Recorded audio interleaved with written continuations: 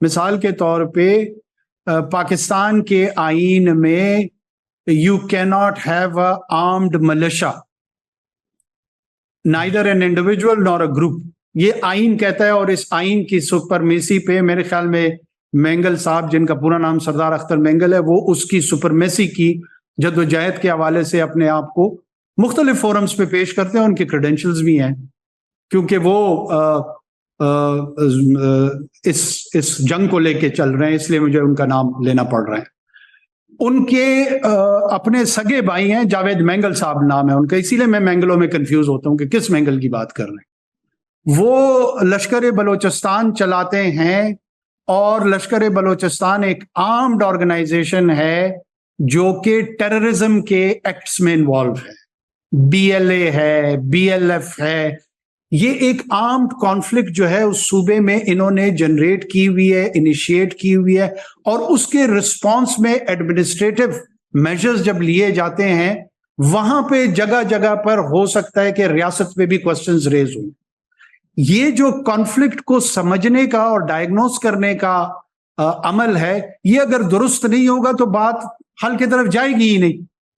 अगर हम ये समझ रहे हैं कि बलूचिस्तान के अंदर पुलिस, लॉ एनफोर्समेंट एजेंसीज वो वैसे ही चलते चलते कोई अख्तर मेंगल साहब के कजन को उठा के ले जाते हैं कि चलो यार ये अख्तर मेंगल का कजन है, इसकी शक्ल मुझे पसंद नहीं है, इसको मैं गायब कर देता हूं, ऐसा कुछ नहीं है।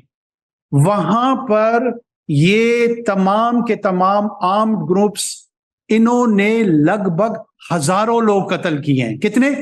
सैकड़ों नहीं, बीसियों नहीं, हजारों लोग। अभी जब मैं और आप गुफ्तगू कर रहे हैं, परसों रात तुर्बत में पुलिस स्टेशन में जो मजदूरों ने प्रोटेक्शन ली हुई थी उस पे हमला करके पुलिस वाले भी शहीद किए हैं, मजदूर भी शहीद किए हैं। इसका मदावा होना चाहिए या नहीं होना चाहिए?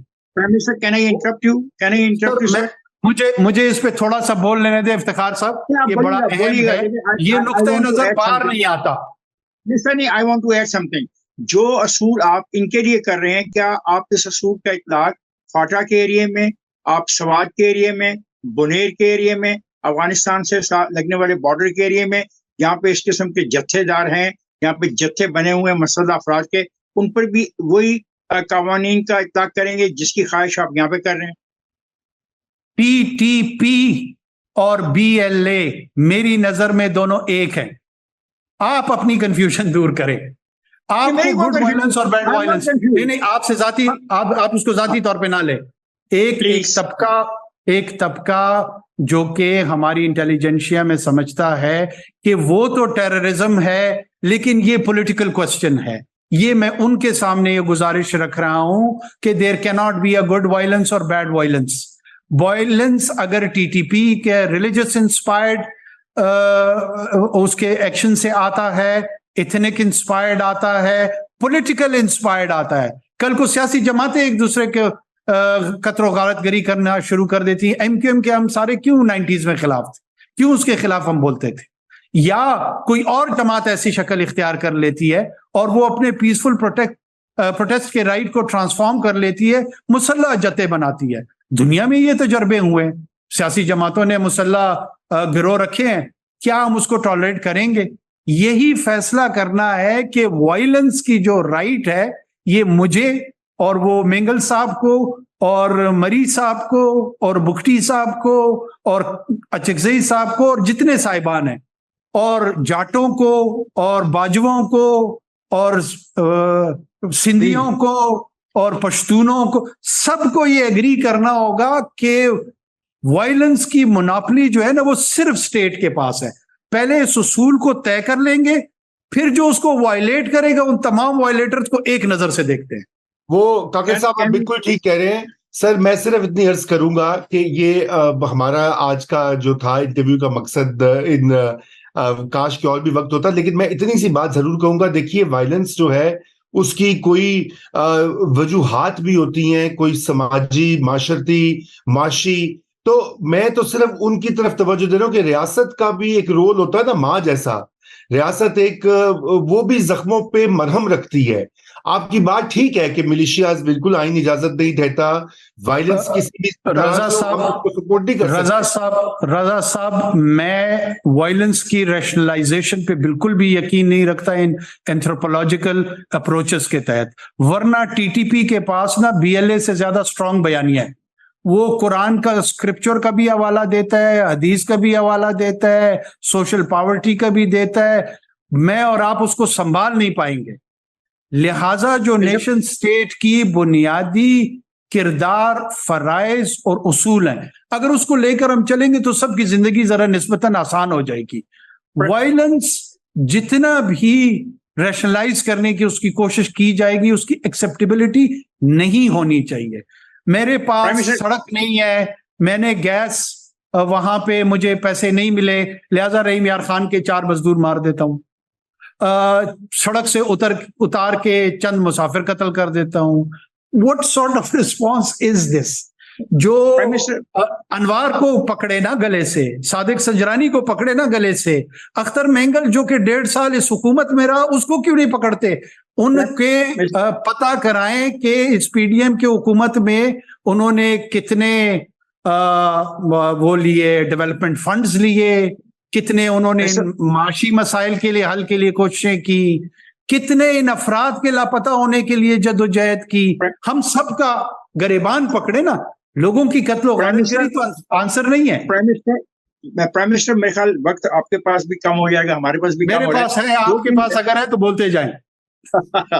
अच्छा, आपके पास वक्त है, मुझे इसका एहसास हो रहा है, मैं आपको सुनता हूँ बाज़ का, तो मुझे लगता है कि आपके पास वक्त है।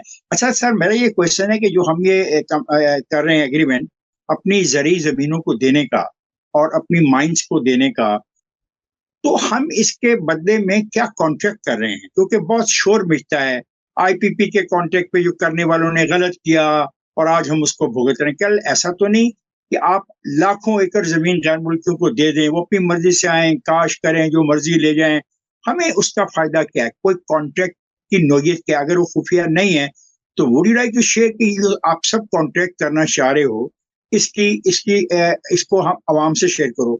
इसके साथ मेरा ये सवाल है कि आप ये मानते हैं कि जो ममलकत है इसका बेहतरीन दिफा जो है वो उसकी खुराक में खुद कफालत के अंदर छुपा हुआ है?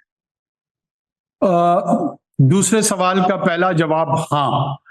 पहले सवाल पे आते हुए देखें, हम SIFC के फोरम पे ये जो इनिशिएटिव्स ले रहे हैं, चाहे वो माइनिंग के हवाले से, एग्रीकल्चर के हवाले से, इसमें एज सच हम कोई डायरेक्ट हुकूमत के साथ किसी मुमलिकत की या G2G जिसको कह रहे हैं, कोई अभी तक कॉन्ट्रैक्ट नहीं हुआ। और जहां तक उस पर डेलिब्रेशन है, उसके हमने एक मैकेनिज्म डिजाइन किया हुआ है, उसकी एक एग्जीक्यूटिव कमेटी मौजूद है जिसमें सिविल इदारों के, मिलिट्री के इदारों के सीनियर तरीन लोग होते हैं, और उन्होंने फाइनेंशियल एडवाइजर्स और कंसल्टेंट्स हायर किए हुए हैं, और जो बेस्ट इंटरनेशनल प्रैक्टिसेस हैं कॉर्पोरेट सेक्टर की, वो वहां पे डेलिब्रेट होती हैं। माइनिंग में लेट से जैसे रॉ मटेरियल एक्सप्लोर करना है और उसको एक्सपोर्ट करना है, ये एक अप्रोच है। दूसरी ये है कि आप वैल्यू एडिशन के साथ जाएं। तो दुनिया ने जो मॉडर्नाइजेशन का सफर किया है वो उसी वक्त किया है जब उन्होंने वैल्यू एडिशन की तरफ गए। ये रियलाइजेशन मौजूद है, एग्रीकल्चर के हवाले से भी मौजूद है। कतन ऐसा नहीं है, जो ओवरऑल एक इकोनॉमिक सेंस और एनर्जी सेक्टर में जो हमारे यहाँ पास्ट में भी एग्जीक्यूशन हुई है उसके कॉन्ट्रैक्ट्स के, उसको भी हम रैशनलाइज करने की कोशिश कर रहे हैं, और ज्यादा से ज्यादा कंसल्टेशन, ज्यादा से ज्यादा प्लानिंग, ज्यादा से ज्यादा कोऑर्डिनेशन बढ़ा रहे हैं।